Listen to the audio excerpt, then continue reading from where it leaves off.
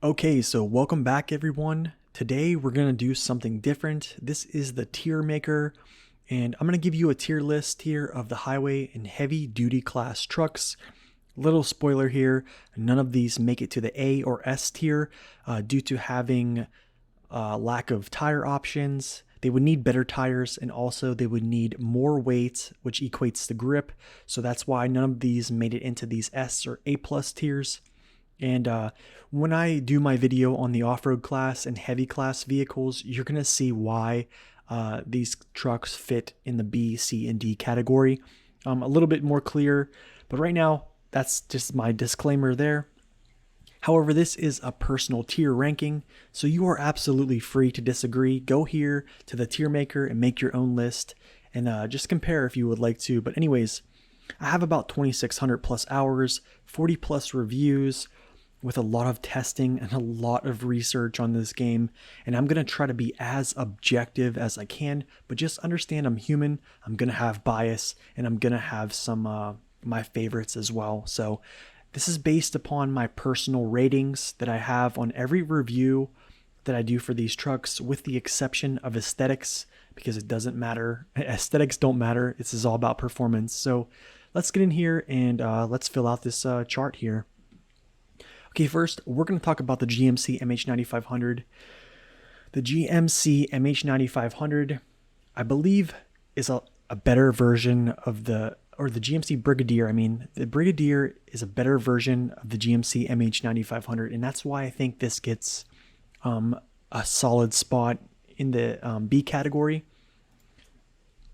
So we'll go in here, and let's get the Brigadier out.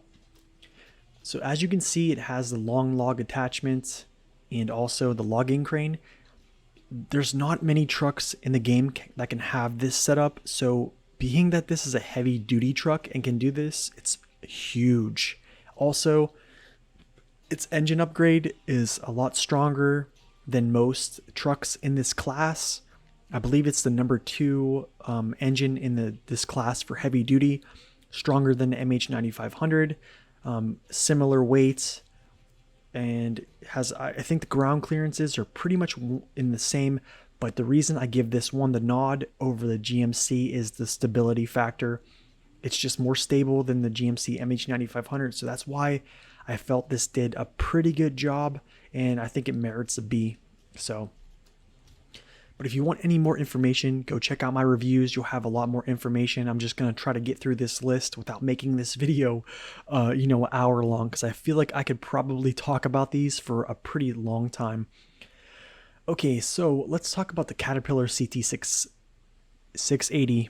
I think the 680 is a strong C, and the reason I didn't give it a B, well, it is for the reason of, let me go over to it here so I can actually talk about it. It's a good truck, don't get me wrong, it's a great truck, but its rear suspension has almost no travel. You can see it kind of slants upward, its suspension does, and I've actually explained this on my video for it, so if you want any more information on it, go there and check that out. Has a really good engine, shares it with the BM17, the HX 520, and some other vehicles. It's very strong. It's very stable. Actually, very surprisingly stable, actually, for it having a compressed rear suspension. But overall, it sits really low, and this is going to cause you issues going through deeper terrain, going through trees, bogs, or any type of roots and stuff like that. So it has wheel spin issues as well. So that's why I felt this was a strong C, but this is really a good truck as well. I'm just being, I'm trying to be as fair as possible. Okay, so let's talk about these highway trucks. I'm going to put these both into the D class right now. So here's the thing. The Transtar and the Ford, I believe they are almost equals.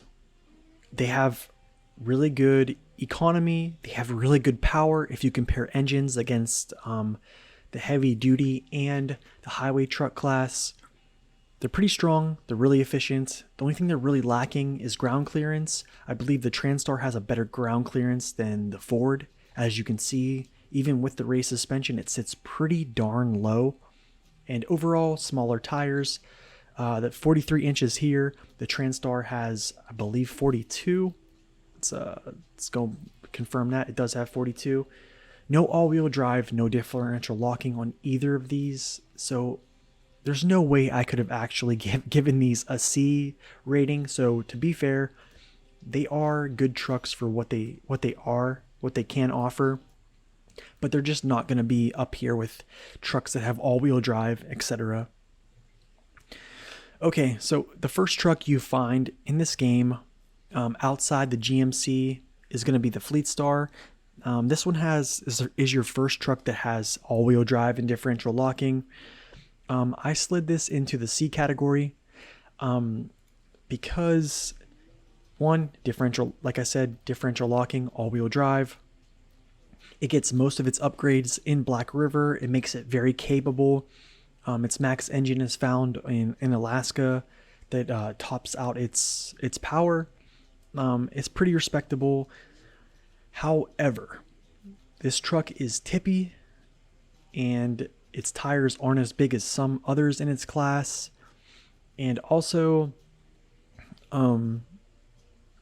yeah, it's just not going to go through some things in later maps that some of the better trucks will. And I just think there are better options. It's going to have a lot of wheel spin. And yeah, it just, I couldn't just justify it giving it a better rating than that based upon where I've ranked other trucks. But it is a really solid truck. I have come to like this vehicle a lot. So, and then we're going to talk about the first actual hauling class vehicle that you find in SnowRunner. And this GMC MH9500, I think, slides in here at the top of the class C, because when you find the all-wheel drive for this, it kind of almost turns into, from a highway truck to almost an off-road class or a heavy-duty class truck. It has, the race suspension option. It gets really good clearances, as you can see. The engine is powerful, yet you can see lockups under heavy loads, and also it can burn a lot of fuel when you have heavy loads, and it doesn't have a ton of fuel capacity. And for the tippiness, the fuel capacity, the lesser engine than the Brigadier. That's why I gave the Brigadier the nod in the B class, and this I left here. But I think the key factor is stability. If you have the race suspension on with this setup with the crane and such, it's going to be rather tippy. But if you can actually drive it really well, I think you can have some success with it. But that's just my opinion. I still use it. I still can do pretty well with it. I just need to be a little bit more careful whenever I'm actually traversing things. Okay, so we're going to cover the Kodiak, and then we'll move on to these last three. The Kodiak, I believe, slides in here between the CT680 and the Fleetstar, and this is why. The Fleetstar is a stronger truck early game, but lately, whenever I used the Kodiak in the Yukon, I was super surprised at how well it did. As you can see, it sits really, really high. It still has very small tires. These are the same heights as the Ford CLT. So in that regard, it's lacking. If it had 47 inches, this would be incredible. But I think the main thing is the reason why I did not put this truck in a higher class. Its fuel capacity is pretty scarce. I think it's 200 liters, 53 gallons. And also its engine is not that good at all. Yes, it gets it to an A+, but you just got to recognize this isn't a heavy vehicle at all. And other trucks in its class have better engines, better tires, and also they have the ability to haul semi-trailers without having this frame contact in the back. As you can see, the frame is very, very long. So for me, I use almost exclusively small crane and sideboard semi-trailer. So this kind of hurts it in my opinion. So I do feel it's a good truck, but it's going to stay where it's at in the C category. So Okay, now the white Western Star. This right here slides right up into, I would say, a strong, very strong B. And the reason why I believe it stays there, it's really the first truck that comes along that has really good balance. When I mean balance, I mean it has good power, it has good stability, and overall it can do most things. And also, it has a rather large fuel tank compared to every other truck that you have at this point. Even it's comparable to some other trucks that you get later, and it's pretty darn good. It's 47-inch tires, raised suspension, all-wheel drive diff lock, has most options that you can use for a vehicle. It sits very wide, making it very stable even with the raised suspension. And when you get it on Smithville Dam, you kind of need that because the Fleetstar and the GMC, they kind of struggle with those hills, especially like trying to keep them on their wheels. So this was definitely a breath of fresh air. So I just feel like it was just a overall balanced vehicle. It's one of the heaviest in the class. I think it is the heaviest, tied with the HX520, which we'll talk about next. So yeah, this is a very good truck. Okay, the HX520. The HX520, I believe, goes into the B category as well. And you're probably wondering why the Caterpillar is not up here with the HX. And for that reason, I believe the HX gets the nod over the Caterpillar for the simple fact that it weighs more. And it feels like it does sit a tiny bit higher with the fuel tanks and such. The only thing I think the Caterpillar has over this vehicle is it has a higher snorkels. It has the double snorkels that sit really high, the duck heads, and this one just has the I think the intake air filters. So yeah. Anyways, this truck is great. Has a powerful engine that it shares with all those trucks that I've listed, the Cat, the BM17, etc. There's a lot of vehicles that have this engine set that you can tailor to get better performance or better fuel economy from them. But I would just probably stick with power for right now, unless you're trying to maximize your fuel consumption. But yeah, it's just a good truck. And also, another reason I gave it a nod is because of the suspension properties. They're not compressed like the Cat CT680 and 681. It's more free flowing. It just flexes better. So I feel like with loads on it, it can handle some things better, and it just feels better going over terrain, not really stiff. So it's really a joy to drive. That's another truck I feel is strong, and it's surprised me lately. So yeah, I feel like it was a good B. And then lastly, this Caterpillar CT681. This has been kind of a hidden gem for me. I talked about this in my video. This truck is a strong B. I believe it's one of the best in the heavy duty category, and I'm going to go in here and kind of explain why. But on my video, you can check it out. I explained it a little bit better. But overall, the CT681, let me pull it up here. The CT681 has the strongest engine in this whole, every truck that's on this video right now.